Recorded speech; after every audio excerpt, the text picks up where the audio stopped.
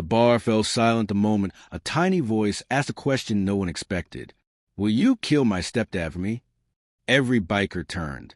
At the front door stood a 7-year-old boy with bruised cheeks, shaking hands and 7 crumpled dollar bills stuffed into his fist.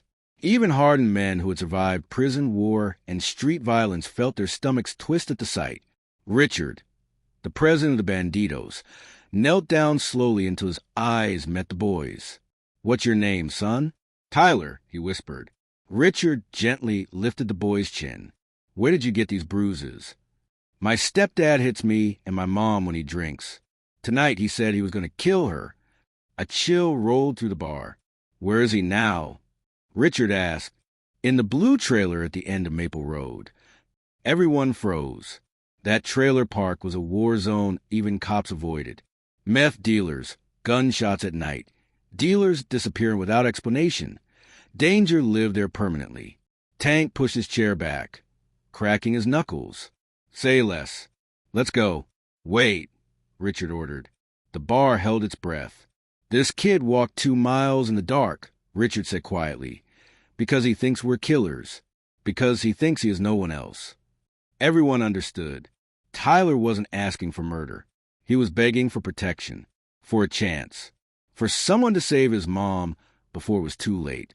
Doc, once a paramedic, now a biker with shaky hands and a guilty past, checked Tyler's injuries. His face drained of color. He's got broken ribs, maybe internal bleeding. The room erupted with rage. Men who could break bones without blinking felt their eyes burn. They didn't wait for permission. They didn't need it. Then sirens cut through the night, heading straight for Maple Road. Tyler collapsed, sobbing. "No, my mom." Richard grabbed his cut and roared, "Everyone rides!" 15 engines exploded to life, shaking the ground as they tore through the night, running red lights, jumping lanes, ignoring every law that stood between a woman and her last breath. Tyler sat in front of Richard on the bike, tiny arms wrapped around him, shaking uncontrollably. When they reached the trailer park, it was chaos. Police cars, flashing lights, paramedics, neighbors staring from shattered windows. Sheriff Johnson stepped forward. "Richard, you can't be here." "The boy's mother's inside," Richard said. "Is she alive?" The sheriff sighed, shoulders dropping. "She is, but her husband isn't." Tyler's stepdad was being loaded into an ambulance, handcuffed, screaming, with a bullet wound in his shoulder. A neighbor, a frail Vietnam veteran, had shot him when he refused to stop beating Tyler's mom with a baseball bat. But the nightmare wasn't over. Child services arrived. They said Tyler had to go into foster care immediately. His injured mother, arrested for fighting back, was being taken as well. "No," Tyler cried, clinging to his mom. "Don't take her, please." The social worker reached for him. Richard stepped in front of her, like a wall of iron.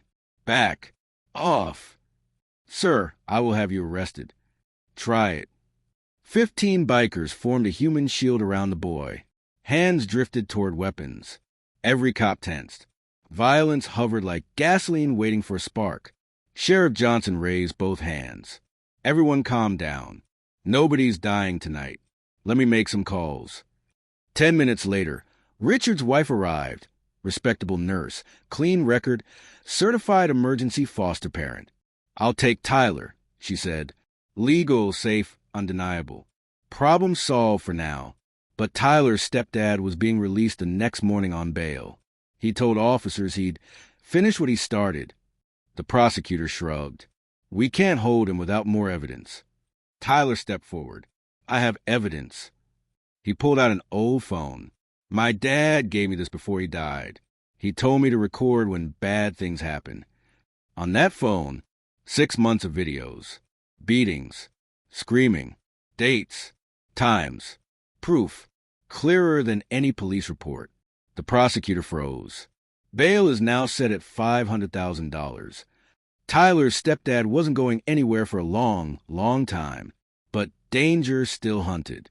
The stepdad's brothers, 3 armed meth dealers, showed up the next night to finish the job. They went to the motel where Tyler and his mom were staying. They expected fear. What they found were 15 bandidos waiting in silence. No shots were fired, but the dealers vanished from town that night. Some said they ran. Some said they were buried. Richard only said they relocated for health reasons. The truth didn't matter. They never came back.